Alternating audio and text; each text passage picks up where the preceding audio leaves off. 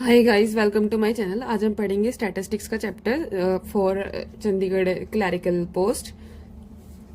सबसे पहले हम ये पढ़ेंगे गाइस कि स्टैटिस्टिक्स होता ही क्या है। स्टैटिस्टिक्स हमारे पास क्या होती है, एक्चुअली पढ़ना होता है। किस चीज़ की स्टडी, कलेक्शन करना, एनालिसिस करना, इंटरप्रिटेशन करना, प्रेजेंटेशन करना और ऑर्गेनाइज करना। किस चीज़ को, डेटा को। डेटा क्या होता है हमारे पास, रो फैक्ट्स और फिगर्स को हम डेटा कहते हैं। जब हमारा डेटा कोई एक अच्छी इन्फॉर्मेशन हमें देता है, एक सही वैल्यू हमें प्रोवाइड करता है, तो उसे हम इन्फॉर्मेशन कह देते हैं। डेटा को हम कह देते हैं इन्फॉर्मेशन। डेटा से इन्फॉर्मेशन बनती है। जो हमारे पास ये स्टैटिस्टिक्स है, ये हमारे पास क्या है, अप्लाइड मैथमेटिक्स की ब्रांच है। डेटा हमारे पास दो टाइप का होता है, ग्रुप डेटा और अनग्रुप्ड डेटा। ग्रुप डेटा वो होता है जो हमारे पास सिस्टमेटिकली अरेंज डेटा होता है। अनग्रुप डेटा होता है जो हमारे पास सिस्टमेटिकली अरेंज डेटा नहीं होता है। ठीक है।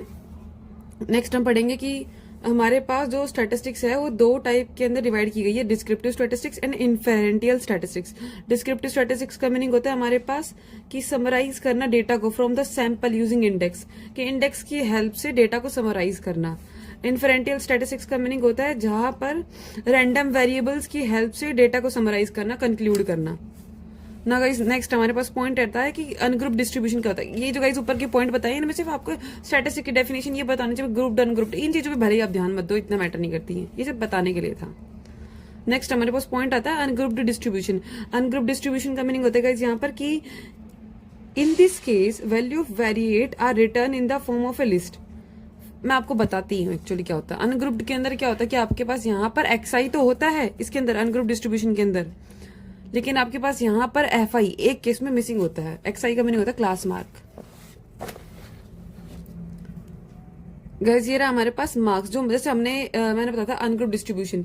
जैसे ये जो डेटा लिखा होता है ना, इस टाइप में जो डेटा लिखा होता है लाइक 3, 5, 7, 8, ये जो डेटा लिखा है इसे हम बोलते हैं अनग्रुप डिस्ट्रीब्यूशन। और जो ये डेटा लिखा है मैंने अनग्रुप्ड फ्रीक्वेंसी डिस्ट्रीब्यूशन, इसका मीनिंग ये होता है कि आपके पास मार्क्स भी दे रखे होंगे, यानी आपके पास यहाँ पर एक्स आई भी होगा और आपके पास यहाँ पर एफ आई भी होगा। ऐसा डेटा जिसके अंदर आपको एक्स आई भी गिवन हो, विदाउट क्लास इंटरवल वाला केस बोला है मैंने, जहां पर आपके पास एक्स आई भी गिवन हो और एफ आई भी गिवन हो, उस डेटा को हम बोलते हैं अनग्रुप्ड फ्रीक्वेंसी डिस्ट्रीब्यूशन। और टेली मार्क्स में आपको लिखना आना चाहिए कि हम 5 को कैसे लिखते हैं। ये 4 यहाँ पर स्ट्रेट लाइन्स होती है, उनके ऊपर एक स्ट्रेट लाइन जो गिरी होती है उसे हम बोलते हैं tally marks. Now guys next comes to हमारे पास अनग्रुप्ड फ्रीक्वेंसी डिस्ट्रीब्यूशन। ये तो मैंने आपको बता ही दिया कि यहाँ पर एक्स आई होता है और यहाँ पर एफ आई होता है। इस टाइप का जो डेटा होता है उसे हम अनग्रुप्ड फ्रीक्वेंसी डिस्ट्रीब्यूशन डेटा कहते हैं। Next comes to grouped frequency distribution. Grouped frequency distribution के अंदर क्या होता है गाइस, हमारे पास यहाँ पर आपको ग्रुप मिले हुए बने हुए मिलेंगे जिनको हम बोलते हैं इंटरवल। और इंटरवल का अपना क्लास साइज होता है जिसे या तो हम क्लास साइज कह देते हैं या फिर क्लास विड्थ कह देते हैं गाइस। नेक्स्ट गाइज हम पढ़ेंगे यहाँ पर कि जैसे कि मैंने बताया था आपको कि ग्रुप्ड डेटा दिखता कैसे, तो यहाँ पर आपके पास एक्स आई भी होगा, एफ आई भी होगा, और जो आपका एक्स आई होगा वो क्लास इंटरवल की फॉर्म में होगा। ये जो नीचे वाली जो आगे वाली रखी है इसे हम बोलेंगे लोअर क्लास लिमिट, पीछे वाली को हम बोलेंगे अपर क्लास लिमिट। और जो इधर आता है क्लास मार्क, क्लास मार्क होता है आपके पास, अगर आपको पता ना हो तो क्लास मार्क आपके पास क्या होता है गाइज कि lower limit plus upper limit by 2। अगर मैं इसका क्लास मार्क निकालूंगी तो वैल्यू यहाँ पर आएगी हमारे पास 10, यहाँ पर 30, 50, 70 और यहाँ पर 90 वैल्यू आएगी क्लास मार्क अगर मैं निकालती हूँ तो यहाँ पर। और गाइज जो ये डेटा ना जहां पर आपको पता है, जैसे गाइज मैंने ये डेटा बनाया कि 0 यहाँ पर लोअर लिमिट है, यहाँ पर 20 अपर लिमिट, अगर ये वाली अपर लिमिट नेक्स्ट उसके अंदर आके यहाँ पर भी अगर आपकी यहाँ पर ये वाली अपर लिमिट अगर यहाँ आके लोअर लिमिट बन रही है तो इस टाइप का डेटा कहलाता है हमारे पास एक्सक्लूसिव टाइप डेटा। अगर हमारे पास डेटा इस टाइप में गिवन हो, right, like this 0 to 20, 21 to 41, 42 to 62, इस टाइप के डेटा को हम बोलते हैं इंक्लूसिव टाइप डेटा। और गाइज हमेशा ध्यान रखना कि इंक्लूसिव से हमेशा एक्सक्लूसिव की तरफ जब डेटा मूव करेगा तो ही हम उसके ऊपर अपनी जो भी स्टेप्स है वो आगे काम कर सकते हैं, मतलब आगे हम प्रोसीड कर सकते हैं। आपको ये ध्यान में रखना पड़ेगा हमेशा कि inclusive type data is always converted into exclusive type data. Okay, next हम क्या पढ़ने वाले थे कि अगर आपका इंक्लूसिव टाइप डेटा दे रखा है तो आपको कन्वर्ट करना पड़ेगा एक्सक्लूसिव टाइप डेटा के अंदर। और हाँ गाइज मैं ये बताने वाली थी कि इंक्लूसिव टाइप डेटा के अंदर ये लोअर लिमिट और अपर लिमिट डेटा के अंदर काउंट होती है, बट एक्सक्लूसिव टाइप डेटा के अंदर ऐसे नहीं होता है। यहाँ पर जो अपर लिमिट है यहाँ पर काउंट नहीं होती इसके अपर लिमिट, बल्कि नेक्स्ट वाले स्टेप में आगे यहाँ पर उसके अपर लिमिट काउंट होती है। मतलब यहाँ पर ये जो अपर जब लोअर बन जाते हैं तो यहाँ पर काउंट होता है वो चीज। अगर आपको इंक्लूसिव को एक्सक्लूसिव में कन्वर्ट करना है तो इसके लिए बहुत सिंपल स्टेप्स है। इसकी अपर लिमिट चेक करो और इस वाले की लोअर लिमिट चेक करो, दोनों का डिफरेंस चेक करो, 1 आएगा, 1 को आप हाफ कर दो 0.5 आएगा, यहाँ पर मैंने 0.5 निकाल रखा है। जो लोअर लिमिट में से तो 0.5 रिमूव कर दो, रिड्यूस कर दो, एंड अपर लिमिट में 0.5 ऐड कर दो। जैसे ही आप ये सब प्रोसेसिंग करोगे तो आपको ये डेटा नया मिल जाएगा, जिसे हम बोलेंगे एक्सक्लूसिव टाइप डेटा, क्योंकि आपने इंक्लूसिव को एक्सक्लूसिव में कन्वर्ट कर लिया। ओके गाइस, क्लास मार्क मैंने आपको बताया था कि upper limit plus lower limit by 2। जो क्लास मार्क होते हैं, जो आपका जो ये पूरा कोरस्पॉन्डिंग इंटरवल है 0 to 20 टाइप का इंटरवल, इसकी एक ऐसी वैल्यू जो इस पूरे इंटरवल को रिप्रेजेंट कर दे, उसे हम बोलते हैं class mark. I hope you are getting my point. Next comes to guys, हमारे पास ये आता है कि जो एक मेजर होता है सेंट्रल टेंडेंसी का। सेंट्रल टेंडेंसी के बारे में आपको पता होगा, एक ऐसी वैल्यू जो पूरे डेटा का मतलब आपको आइडिया दे देगी इसके अराउंड ही वैल्यूज मूव कर रही हैं।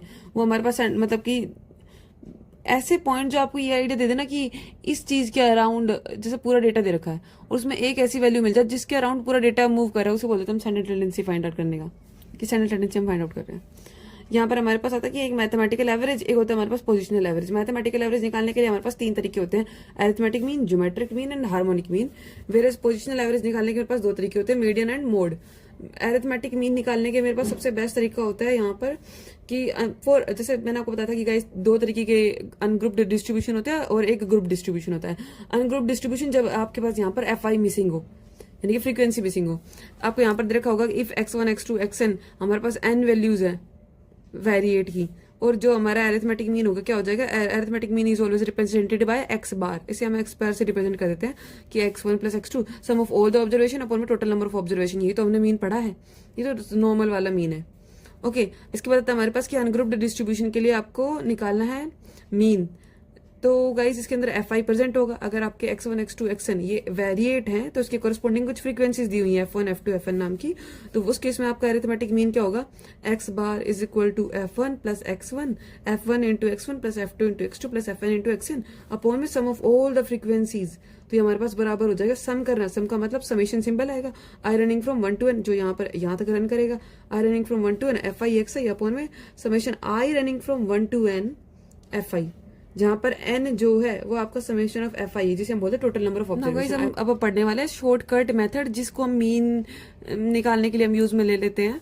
मीन निकालने का शॉर्टकट मेथड क्या होता है यहाँ पर, कि यहाँ पर आपके पास कोई भी हम एक्सरसाइज होंगी जिसे हम वेरिएट कह देते हैं, और यहाँ पर जो शॉर्टकट मेथड में जो इंपॉर्टेंट चीज आती है वो आता है आपका पास DI आपके पास क्या होता है कि deviation from assumed mean. A होता है अज्यूम्ड मीन, XI होती है आपके पास वेरिएट, और जो इसका फॉर्मूला होता है शॉर्टकट मेथड का वो होता है x bar is equal to A plus sum of FI DI upon में सम ऑफ FI। ये हमारे पास फॉर्मूला होता है एक जहां पर अज्यूम्ड मीन होता है। नेक्स्ट कम्स हमारे पास 2 मेथड आता है इंपॉर्टेंट, ये हमारे पास मैं उसमें मीन निकालने में सबसे ज्यादा यूजफुल होती है, क्योंकि इससे कैलकुलेशन बहुत ज्यादा छोटी हो जाती है। कि हम यहाँ पर क्या होता है हमारे पास DI, जब DI को आप H से डिवाइड कर देते हो, DI को जब आप H से डिवाइड कर देते हो उसे हम UI नाम दे देते हैं। UI हमारे पास क्या होता है DI upon H, where DI is nothing but XI minus है। इससे पहले वाले केस में आप लेके चले थे, ठीक है। इसका जो फॉर्मूला होता है स्टेप डेविएशन मेथड में वो क्या होता है, x bar is equal to A plus sum of FI UI upon में sum of FI into H। चलो एक क्वेश्चन करते हैं इसके बेस पे। हमारे पास क्लास इंटरवल दे रखा है CI, ये इंटरवल्स दे रखे हैं हमें, इसके कोरस्पॉन्डिंग हमें फ्रीक्वेंसीज दे रखी है। सबसे पहले आप इन फ्रीक्वेंसीज का सम करोगे, इसके बाद क्लास मार्क निकालोगे, upper limit plus lower limit by 2, 100 plus 150 by 2 which is 125। अगर ये भी अगर इसका भी शॉर्टकट चाहिए इसका, तो इसका शॉर्टकट क्या हो गया, इनका दोनों का डिफरेंस निकालो, कितना हो गया 50, 50 का आधा करो कितना हुआ 25, तो आगे वाले में ऐड कर दो। सिमिलरली इन दोनों का डिफरेंस निकालो, कितना है 50, 50 का आधा कर दो कितना 25, 25 इसके अंदर ऐड कर दो कितना आएगा 175। सिमिलरली इसको ऑब्टेन कर लेना। अज्यूम्ड मीन किस में निकलता है, अज्यूम्ड मीन जो हम लेते हैं वो XI की सीरीज में से लेते हैं। XI की सीरीज में से कोई मिडिल वैल्यू उठा दो, कोई भी उठा लो, मिड में आनी चाहिए बट वो वैल्यू, जैसे 5 है तो मैंने उठा दी कि भाई इस ऐसा कुछ उठाओ कि इसके ऊपर भी सेम वैल्यू बचे, इसके नीचे भी सेम वैल्यू बचे, तो 2 इसके ऊपर 2 इसके नीचे, तो मैंने अज्यूम्ड में 225 को मान लिया, तो मेरे यहाँ से हो गया। इसके बाद मैंने क्या किया, XI माइनस A किया, XI 125 में से 225 घटाओ, कितना है हमारे पास माइनस का 100 अपॉन में H मेरे पास कितना था यहाँ पर 50, डिवाइड कर देना -2 आएगा। सिमिलरली सारी वैल्यूज आ जाएंगी। अब यहाँ पर FI इंटू UI कर दो, -8 -5 0 2 4 सम ऑफ FI UI आ जाएगा यहाँ से। अगर आपको फॉर्मूला तो पता ही था, क्या था हमारे पास इसका formula, x bar is equal to A plus sum of FI UI upon में sum of FI into H formula था मेरे पास। तो बस A की वैल्यू 225 मानी थी, यहाँ पर हमारे पास सम ऑफ FI UI जो हमने कैलकुलेट किया -7 बटे 25 इंटू 50 काट कूट देना, आपकी वैल्यू हो जाएगी 211। ओके, आई होप आपको इतना समझ में आ रहा होगा। नेक्स्ट का हमारे पास आता है कि if the sum of the deviation, अगर हमारे पास जो सम है जितने भी डेविएशंस का वो 50 है, from 30 is 50, if the sum of the deviations, देखो गाइस ये क्या कह रहा है, sum of the deviations, deviations का सम, डेविएशन ठीक है मेरे पास एक्स आई माइनस ए, उसका सम, तो एक्स आई माइनस ए कितना दे रखा है मुझे, 50 दे रखा है, 50, तो मैंने उसको 50 के बराबर रख दिया। लेकिन गाइस किससे, फ्रॉम 30 का मीनिंग हो गया अज्यूम्ड मीन 30 है। ओके, तो इसने पूछा है कि the mean of these observation, तो मीन क्या हो जाएगा इनका। देखो गाइस यहाँ से आपका sum of F I D i आ जाएगा, क्योंकि आपको यहाँ एफ आई की वैल्यू दे रखी है इसने, तो आप sum of F I D i निकाल दोगे। ठीक है, ये इतना हुआ। अब sum of F I D i क्या होता है कि 50 into x i minus 30 equal to 50, right. अब एक्स बार आपको मीन निकालने को क्या होता है, a plus sum of F I D i upon sum of F i, a की वैल्यू आपको दे रखी है यहाँ पर 30, sum of F I D I कितना है तुम्हारे पास 50 है ही, 50 अपॉन में सम ऑफ एफ आई कितना था 50, कितना हो गया हमारे पास 31, कोई प्रॉब्लम ही नहीं।